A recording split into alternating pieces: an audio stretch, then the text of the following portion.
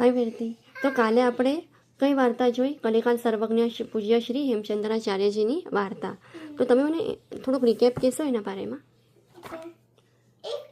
એક નગરી અત્યારે એનું નામ નંદુકા નગરી હતું અને એ નગરીમાં પાહીની એક જૈન સરકાર હતી અને એનું નામ પાહીની દેવી હતું અને એ જૈન હતી.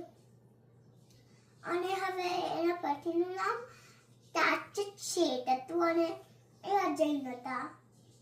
અને એકવાર એને એક સપના આવ્યો અને ત્યારે પહેલા ગણન હતી અને એને એક સપના આવ્યો, બે સપના. અને એક સપના હતું કે એક ચિંતામણ રત્ન હતું અને બીજું સપના હતું કે ચિંતામણ રત્ન એ એક સાધુ ભગવાનને ઓળાવે છે. તો હવે જેવું એમને સારું સપનું આવ્યું તો એ આમ ઉઠી ગઈ અને એને આમ જાપ કર્યું નૌકા મંત્રનું. પછી સૂતા ન રહ્યા? અગર સારી સપના હોય તો સૂતા ન રહેવાનું. અચ્છા. અને હવે પછી બીજી આપણે વાર્તા કઈ જોઈ એ જ સાઈડમાં? આજે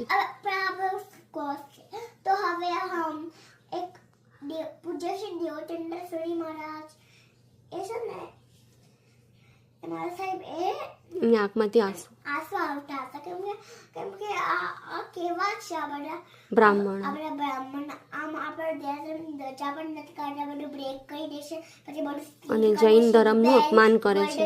સ્ટીલ કરે છે, સૌ બધું કરે.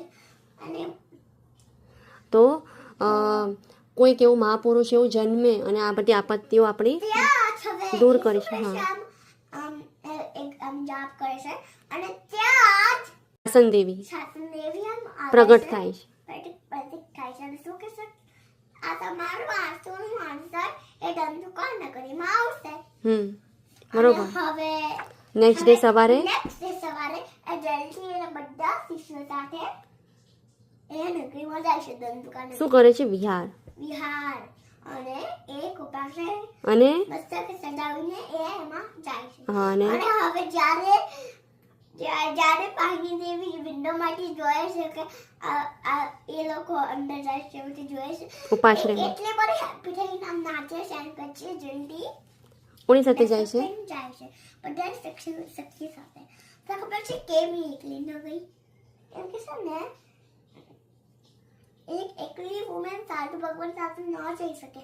સાધુ ભગવાન પણ પાપ લાગે ને એક વુમનને પણ પાપ લાગે, દોષ લાગે. બરોબર. તો પછી તો સૌથી પહેલા શું કર્યું પાહીની દેવીએ?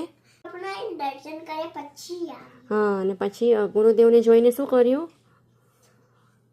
ગુરુવંદન. અને પછી આપણે એમને સપનાનું પણ મિનિંગ બધો પૂછ્યો. Very good.